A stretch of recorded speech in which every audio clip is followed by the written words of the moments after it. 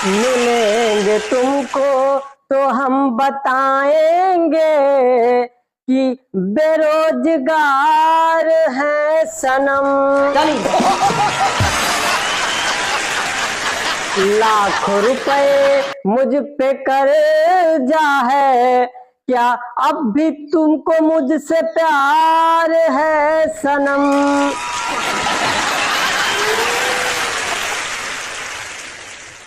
के द्वारा जान किया गया नंबर अभी व्यस्त है। तो ब्लॉक कर दी हमको। अरे सनम, मुझको तुम ब्लॉक कर दी। तुम्हारा मैं कितना ज्यादा इंतजार किया हूं, और तुम्हारे इस इंतजार के चक्कर में न जाने किससे किससे प्यार किया हूं।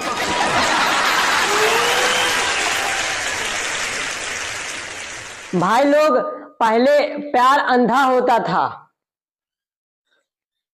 किसी से भी हो जाता था, लेकिन अब प्यार ने अपनी आंखों का इलाज करा लिया है। अब पहले प्यार बैंक बैलेंस देखता है, इसके बाद होता है।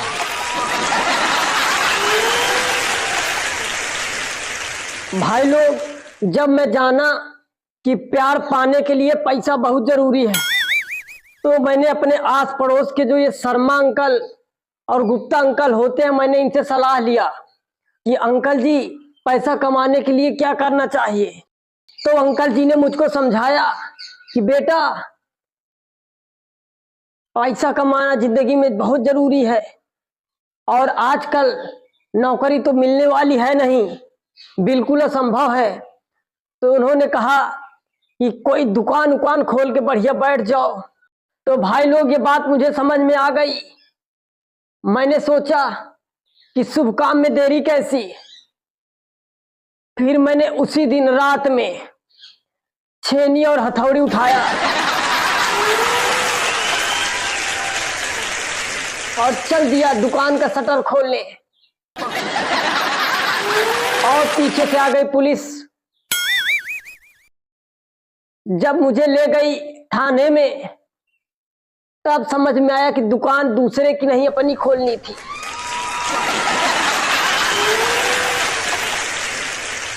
मैं पहले समझ ही नहीं पाया था कि अपने पैसे से अपनी दुकान खोलनी है। मैं पैसे के चक्कर में दूसरे की दुकान खोलने चला गया।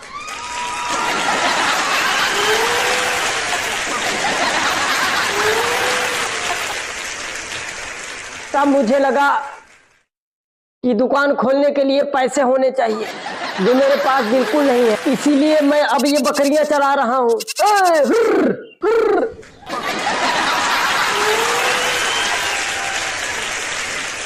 और आपको बताऊं, गरीबी हमारे यहाँ इस तरह है कि अगर सब्जी बनी हो हमारे यहाँ और एक साथ 2 आलू का गुटका उठा के खा लूं, तब भी पछतावा होता है।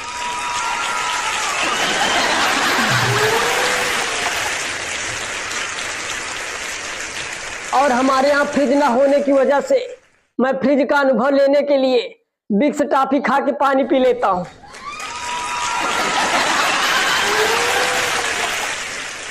जब पानी पीता हूं उसके बाद बहुत ठंडा लगता है, बिल्कुल फ्रिज की तरह।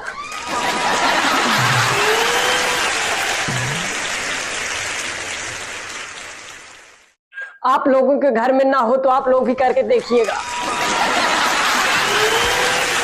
और मैं कसम खा के कह रहा हूं कि अभी मेरी एक भी शादी नहीं हुई है।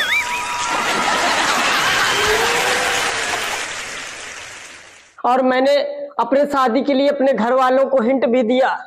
अपने बाबूजी से कहा कि बाबूजी, रात में मुझे अकेले डर लगता है। मैं सोचा कि समझ गए होंगे हमारे शादी विवाह के बारे में, अब कहीं ना कहीं बात चलाएंगे। तो भाई, जैसे रात हुई, हमारे बाबूजी तकिया लेके आ गए।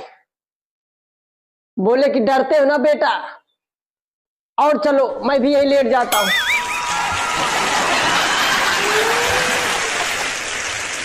थोड़ा भी नहीं समझते। तो दूसरे दिन मुझको कहना ही पड़ा कि बाबूजी, आप थोड़ा भी नहीं समझते हमारे बारे में। हमारे दुख के बारे में। आपको पता है कि रात में कमरे में जितने मच्छर होते हैं सब मुझको अकेले काटते हैं।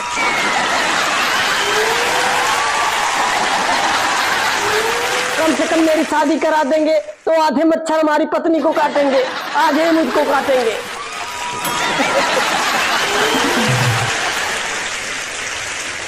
तो हमारे बाबूजी कह रहे हैं कि बेटा तुम्हारी शक्ल तो सुअर जैसी है, कौन करेगा तुमसे शादी।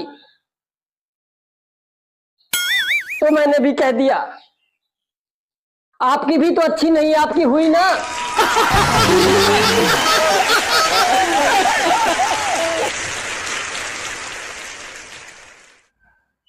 तो कहने लगे बेटा ऐसी बात नहीं है, दहेज की बात आ जाती है, मैंने कई जगह रिश्ते की बात चलाई तुम्हारे। फिर मैं अपने बाबूजी को बिगड़ गया।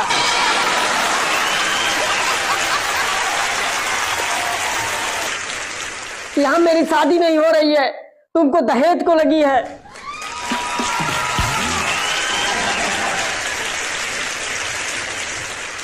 मैं अपने दोस्तों को क्या मुंह दिखाऊं।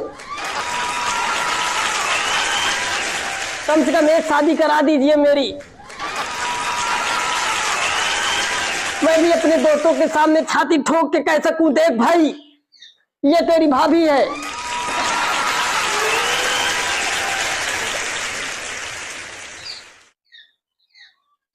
तब मेरे बाबूजी बोले कि बेटा तुम्हारी इस मनहूस शक्ल पे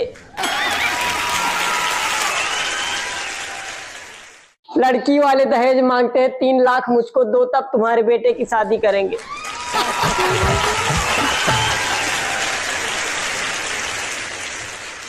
इतना दिन खराब है मेरे भाई।